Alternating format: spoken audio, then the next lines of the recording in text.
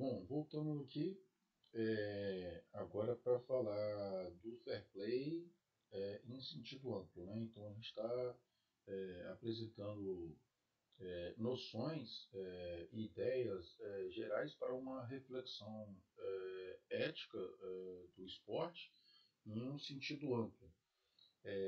Nesse âmbito do fair play ou dos esportes, por assim dizer, a gente pode considerar que é esse aspecto que a gente consegue ver esse enraizamento do esporte com o contexto sociocultural, econômico, político, financeiro, ambiental, todos os seus aspectos ao qual ele está, aonde ele faz parte e, consequentemente, pode influenciar de maneira tanto positiva quanto negativamente os esportes em sentido duplo, do esporte para a sociedade e da sociedade para o esporte. Nesse aspecto, o autor que a gente está usando como referência, o Steinberg e Tamboé, o esporte em seu duplo caráter, ele distingue duas noções diferentes, mas que, no meu entender, elas podem se conciliar, combinar uma com a outra, em sentido positivo e negativo também, que é os usos instrumentais e normativo. Então, vamos entender primeiro o aspecto do esporte. Então, a primeira parte que a gente apresentou sobre uma estrutura ética do esporte, princípios orientadores para uma reflexão sobre a ética do esporte, a gente falou de valores intrínsecos do esporte, dos aspectos que está dentro ali do esporte. Agora a gente está falando de aspecto extrínseco, fora do esporte e que interfere nele. Então a gente fala dos usos do esporte.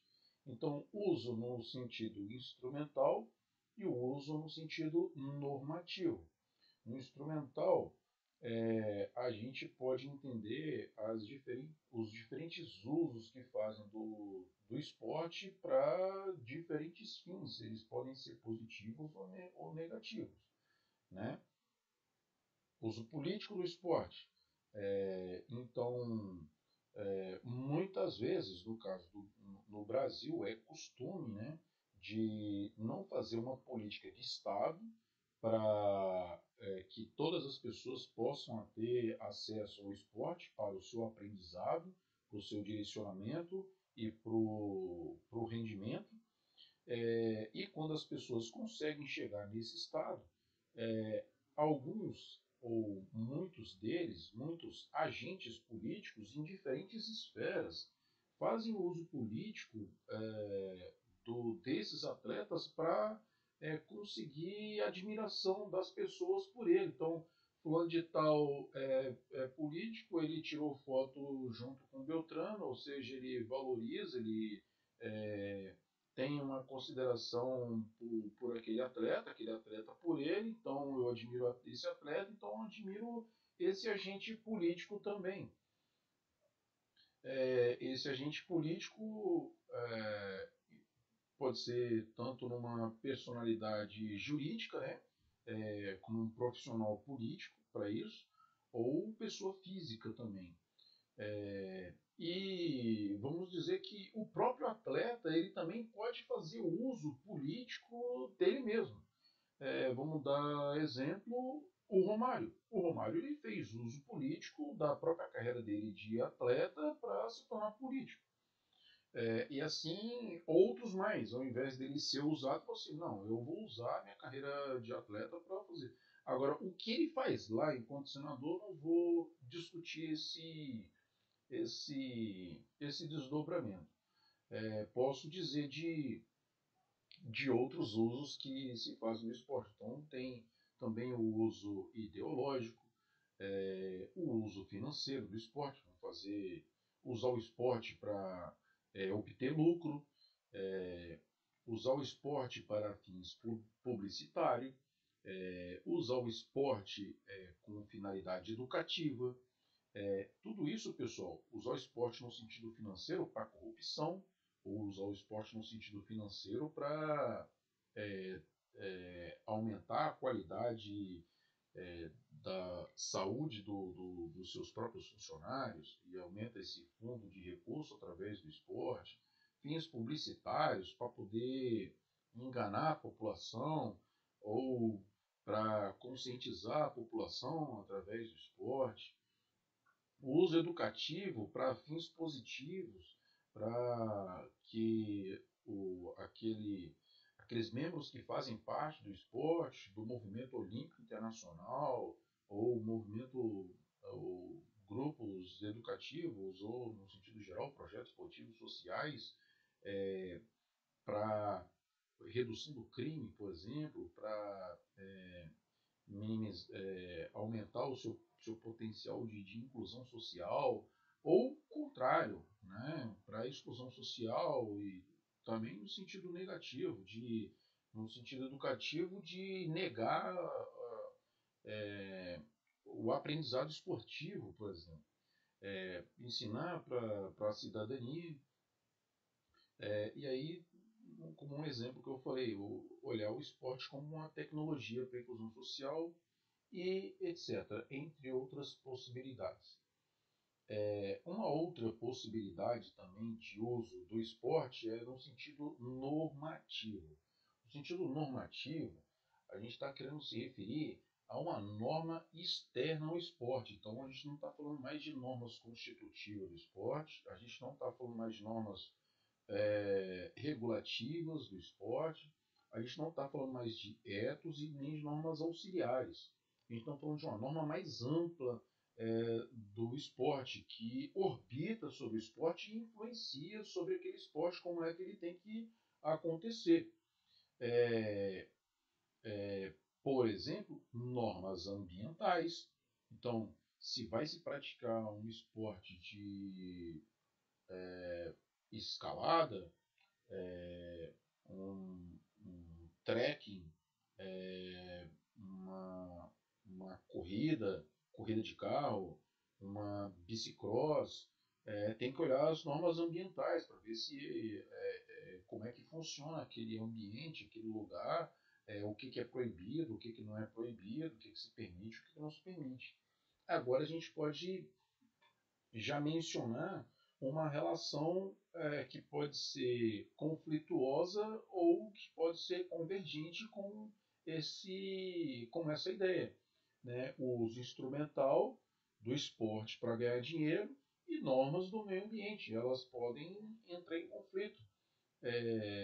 Alguém pode querer fazer um evento esportivo que lá vai atrair muitos recursos, vamos falar de um exemplo já gigantesco, um evento olímpico ou uma Copa do Mundo, que naquela região vai sediar, então vai trazer milhares de pessoas, então jornalistas, enfim, uma mega estrutura que vai se exigir.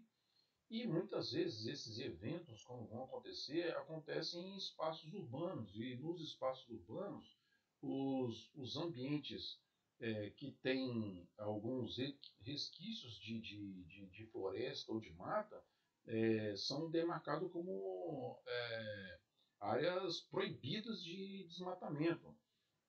E aí entra um conflito. E cooptação, às vezes até do prefeito, do governador, presidente, sei lá, para ceder essas normas ambientais para que se use aquele ambiente para explorar aquele contexto esportivo que vai acontecer. Então, estamos vendo aqui, eu já estou dando um exemplo aqui de uma situação que pode surgir conflitante entre esses dois princípios, né? O princípio normativo e instrumental, só que envolvendo o esporte. Tá? Essas coisas podem acontecer sem envolver o esporte. E aqui a gente está falando de uma ética para o esporte, para ficar claro.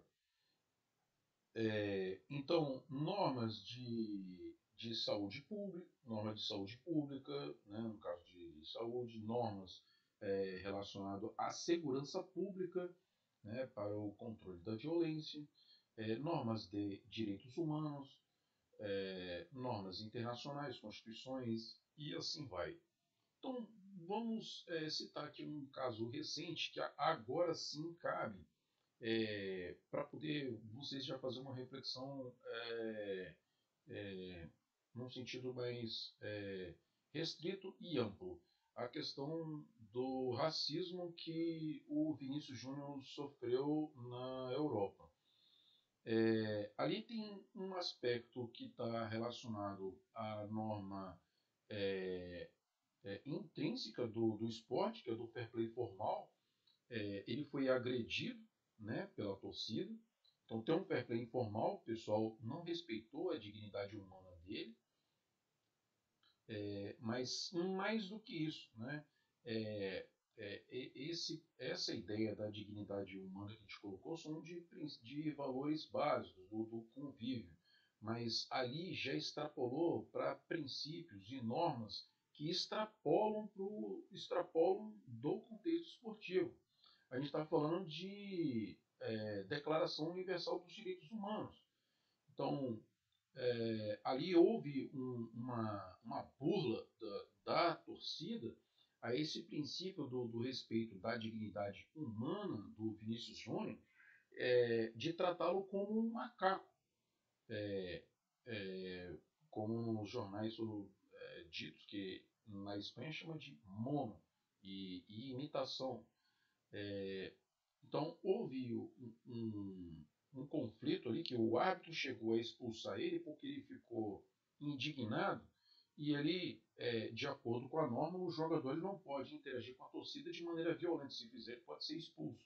O árbitro expulsou, mas sem levar em conta ou sem levar em consideração um outro valor que estava em conflito ali naquele momento, que é a dignidade humana dele que estava sendo transgredida. E entrou em conflito esses aspectos no sentido formal, né, que ele não pode tratar de maneira violenta a torcida, e ao mesmo tempo ele sendo tratado de maneira não coerente com os princípios da Declaração Universal dos Direitos Humanos, e ele ficou né, tratado de maneira criminosa. Daqui a gente pode também extrair algumas questões. Vocês acham que o presidente da República do Brasil ele tem legitimidade para emitir alguma opinião ou ponto de vista sobre o que aconteceu e inclusive até requerer da organização esportiva que puna a torcida que cometeu esse delito? Então talvez vocês possam pensar, pô, o presidente da República, o que ele tem a ver? Tá, tem a ver por causa, né, que é um jogador brasileiro. E aí a gente pode colocar em questão, tá, então, e o presidente da Nova Zelândia, ele pode requerer a mesma coisa? Sim, porque se trata da Declaração Universal dos Direitos Humanos. E quem é signatário dessa Carta Universal, então também tem implicação com o que aconteceu. Porque aquilo não se trata de um fato só do contexto específico da Espanha. Aquilo ali pode se refletir para qualquer outro contexto esportivo, no sentido geral. Então, há um movimento internacional de repressão a esse tipo de conduta, que ela não possa vir a se repetir. Então, como eu dei o exemplo aqui, de normas internacionais como a Declaração Universal dos Direitos Humanos. E assim vai. Vou citar aqui alguns exemplos, porque cada tópico aqui pode ser explorado e ser discutido de maneira profunda, cada uma. Então, vou falar de uma maneira geral, no sentido de vocês atingirem os objetivos dessa aula, que é mais de identificar, conhecer, reconhecer essas estruturas éticas para a gente fazer uma reflexão. Então, tá aqui. Quem já assistiu o seriado, o Gambito da Rainha, acontece vários aspectos. Eu coloquei o Gambito da Rainha, nem pensei com a questão do. Acabei esquecendo, né? Do conceito do Steinberg, que a atividade física só se for uma atividade que exigisse esforço físico. No caso, o xadrez acabaria saindo. Mas, tirando isso à parte, um exemplo à parte, esse seriado ele acaba mostrando um exemplo do uso ideológico do esporte. O uso ideológico do xadrez que foi utilizado no último episódio do Gambito da Rainha. Quem quiser assistir, que veja lá, e lá tem um exemplo bem claro de que, vou falar mais ou menos aqui por alto para vocês verem como é que é a questão do uso ideológico, e aí eu peguei esse autor, Paul Ricoeur, para ele dizer mais ou menos essas estruturas que tipifica o processo ideológico e fica bem claro essa questão. Então, essa jogadora, que o nome dela artístico era Elizabeth Harmon, é, tinha, tinha sido acabado de ser campeã dos Estados Unidos, e no campeonato mundial de xadrez jogam aqueles que são os melhores competidores de cada país. E naquele momento, né, ela não tinha, estava precisando de recurso, não tinha recurso para poder viajar, porque o campeonato mundial iria acontecer em Moscou, ela não tinha dinheiro para viajar para Moscou, para viajar, para ficar na estadia e tudo. Mas o prêmio do campeonato de xadrez, muitas vezes, ele é muito compensador. Só que naquela ocasião surgiram duas senhoras fazendo parte da legião católica ou cristã e fez a seguinte proposta para ela. Você faz essa leitura aqui, já que você é campeã nacional e que vai participar de um campeonato, vai ter muito jornalista que vai querer fazer entrevista para você, a gente vai entregar um script aqui para você dizer que quem vive lá naquele país é stalinista, marxista, ateu, um monte de coisa. E aí, simplesmente ela pensou bem assim e negou. Falou assim, não. E pelas ações dela, né, é, se negou a fazer isso, porque ela não estaria dizendo sobre o que é a realidade de um outro país segundo a interpretação que ela faz pela realidade concreta daquele país ao qual está se referindo. E ela decidiu não fazer isso porque ela falou assim, ó, eu sou só uma jogadora de xadrez, não estou lá a fim de fazer discurso disso, daquilo, para falar mal lá de outro país. A gente pode até usar até uma justificativa de tipo pragmática, né? No sentido de dizer o seguinte: imagina que você está viajando para um país, e aí antes de viajar para esse país, você vai lá e faz denigre a imagem daquele país, fala mal, fala de tudo mais, e aí você vai exatamente para aquele país. O que vai, como é que vai ser a sua recepção, né? Isso em troca de um punhado de moeda.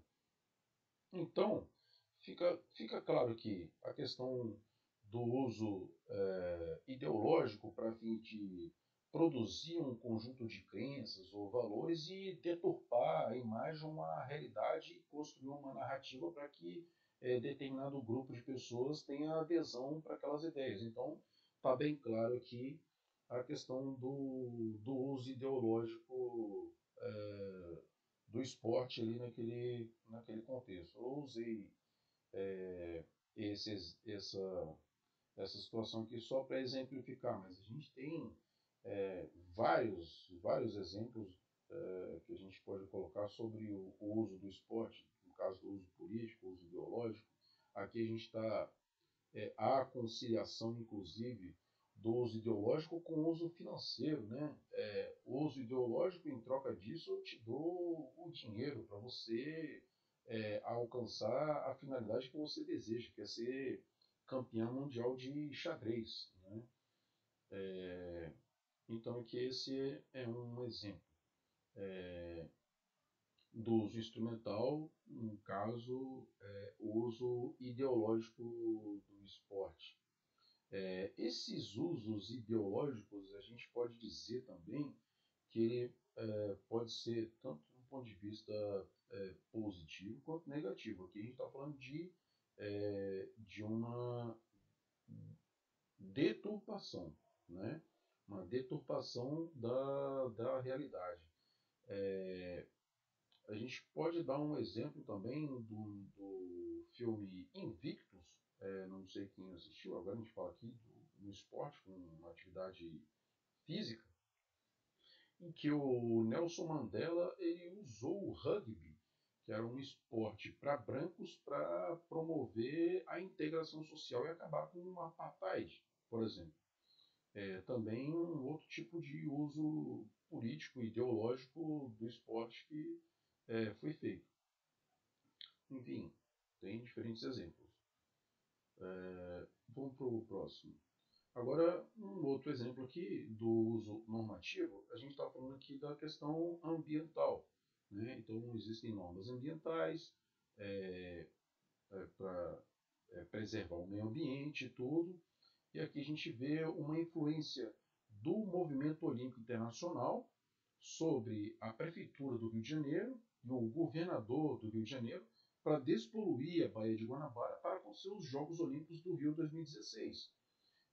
Por quê? Porque existe um interesse. Qual é o interesse? O interesse intrínseco do esporte. Como é que você vai fazer uma competição de canoagem, por exemplo, quando um competidor ele consegue puxar de um lado para o outro só água, e aí o outro vai puxar a geladeira, fogão, armário e tudo. Isso vai atrapalhar o princípio da busca da equidade. A questão da necessidade do atleta que vai participar da competição, ele ser da competição e depois ir para o hotel. E aí, nesse caso, com um lugar poluído, ele tem que ir direto para o hospital, ou sei lá se ele vai sobreviver. Então, nessa condição insalubre de competição, é necessário que despolua esse ambiente, já que vai sediar os jogos nessa cidade e as competições aquáticas irão acontecer nesse lugar. Então, há um interesse do esporte. Aí agora vocês observam uma influência do esporte para a sociedade no sentido positivo para melhorar a condição ambiental. Quem dera se esse esforço do movimento olímpico internacional nos Jogos Olímpicos do Rio 2016 conseguisse ter força suficiente para despoluir a Baía de Guanabara, que seria uma das promessas do legado olímpico, né? Que poderia deixar dos Jogos 2016, mas isso não se concretizou, né? A consequência que foi que a Baía de Guanabara não, não o prefeito, o governador, todo o esforço que pôde fazer, o máximo que foi diminuir ou minimizar a poluição, mas despoluir de fato não conseguiu, continua até hoje. Então, um quadrozinho síntese para poder a gente observar. Temos lá os valores intrínsecos do esporte, né? Aquele fair play em sentido restrito, que tem os objetivos importantes para a realização do jogo, e o interesse interno do próprio jogo. O ethos a gente identifica como uma noção que ela está na interseção entre os valores intrínsecos e os valores extrínsecos. Os valores extrínsecos são extrínsecos, quer dizer, os de fora. A realização dos objetivos estão fora do próprio esporte. Vamos dar um exemplo aqui para contextualizar e entender bem. Então, vamos pensar numa situação de uma pessoa que está fazendo uma caminhada no calçadão. E aí você chega para essa pessoa e pergunta para ela: você está fazendo essa caminhada por quê? Então ela tem várias justificativas para dizer em relação àquela atividade física que ela está fazendo. E vamos considerar que essa atividade física aí é um esporte e vamos colocar que é competitivo. Ela está disputando com ela mesma com o tempo que ela tem que fazer essa caminhada, fazer no menor tempo possível, vamos dizer assim. E você pode perguntar qual é a justificativa. Então ela pode dizer que está indo trabalhar. Bom, ela pode trabalhar, ela pode usar o carro, ela pode usar a bicicleta, ela pode usar o ônibus, ela pode usar diferentes meios para poder ir trabalhar. Mas ela está usando a caminhada. Então, o objetivo da caminhada, ela não está na caminhada, ela está para ir trabalhar. Então, é um objetivo extrínseco da caminhada. Ela está usando para outra coisa. Inclusive, essa caminhada pode ser substituída por outra atividade, sem problema nenhum. Aí você pode perguntar para essa pessoa, e aí, quando por que ela está fazendo essa caminhada, ela pode ainda acrescentar: estou indo trabalhar, não é, mas se você está indo trabalhar, você poderia pegar o ônibus. Por que você não usa o ônibus? Por que você não vai de carro? Não, porque eu quero melhorar minha saúde. Aí você pensa bem e fala assim: ah, tá, então agora faz sentido, né? Você está fazendo caminhada, então se você for de carro, não vai melhorar a sua saúde. Mas observe, para você melhorar a sua saúde, você pode usar outros instrumentos para além da caminhada. Então, uma alimentação saudável, ir ao médico com determinada periodicidade para você fazer exames para ver se está em condições adequadas de saúde e outras coisas mais. Então, o cuidado com a saúde é também um objetivo extrínseco e normativo. Pode ser que ela está indo caminhar para melhorar a saúde, ela está dizendo isso, mas às vezes foi porque o médico mandou. O médico disse: ó, se você não passar a caminhar, você só vai de carro para trabalhar e não faz atividade nenhuma, daqui 4 meses você vai morrer, tá? Então ela não está indo pela vontade dela, não está indo pelo querer dela, porque aquela atividade ela se realiza em si mesma. Ela está indo por uma questão normativa, norma de saúde, norma que o médico colocou. Então, fins de transporte, de deslocamento, para fins profissionais, então é um valor extrínseco do esporte, para fins de saúde, e aí ela pode colocar uma outra justificativa que aí sim faz sentido a caminhada num sentido intrínseco. Ela pode dizer assim, e além disso, eu tenho que caminhar porque eu gosto. Pronto. Disse do gosto, do prazer de fazer a caminhada, significa que aquela atividade ela se realiza em si mesma e não para fora. Então, isso faz dar sentido aos valores intrínsecos da caminhada. Ela se realiza em si mesma. Então, se ela está fazendo caminhada porque ela gosta, então não tem outra atividade que vai substituir aquela atividade, porque ela pode não gostar da outra. O que dá prazer para ela fazer aquela atividade é aquela caminhada. Então, observa esse sentido que eu coloquei aqui no quadro de dois campos e que eles têm interseção um com o outro. E o ethos? Como é que ficaria o ethos? É o conjunto de valores compartilhados de um determinado grupo. A gente pode considerar que essa pessoa está fazendo caminhada, ela mora na praia de Cambori. Então, a maioria das pessoas ali tem o costume de fazer caminhada e um acaba estimulando o outro, o vizinho e tal, e chama para fazer caminhada para fazer a caminhada ali. É, se você colocar num contexto diferente, vamos dizer assim, lá no Pantanal, o cara vai ser para fazer a caminhada. Vamos dizer que ninguém faz caminhada lá no Pantanal, mas é uma condição mais difícil, né? No caso da praia, tem muitos estudos que mostram que as pessoas procuram fazer atividade física porque no verão ela acaba tendo que mostrar o corpo e tudo, então muitas pessoas se preocupam com a questão da estética do corpo e tudo mais, e ela acaba tendendo a ter que meio que obrigada a fazer uma atividade física. Pelo menos aquela que acaba tendo que expor o corpo. Então, o ethos entra nesse sentido. Que contexto que esse sujeito está fazendo caminhada? Possivelmente num contexto mais próximo de regiões litorâneas do que, né, regiões continentais.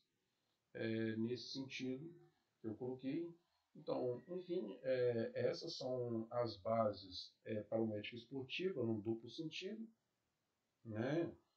Como no sentido intrínseco, no sentido extrínseco, e aqui a gente fez essa conciliação da tese da continuidade junto com a da ruptura e essa estrutura ética para a gente interpretar o que está acontecendo no esporte.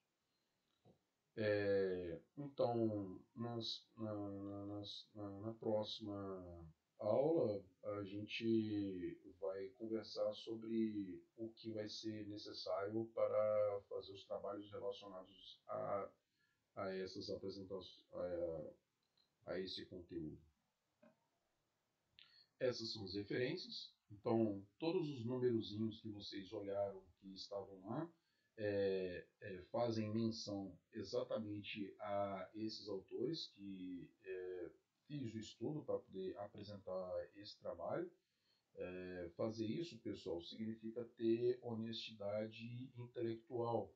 Significa que o que eu apresentei anteriormente não é produto da minha imaginação somente, mas houve um exercício intelectual, sim, no sentido de fazer uma combinação e organização dessas ideias e ela poder produzir sentido, fazer sentido para poder a gente fazer aquilo que eu espero, né?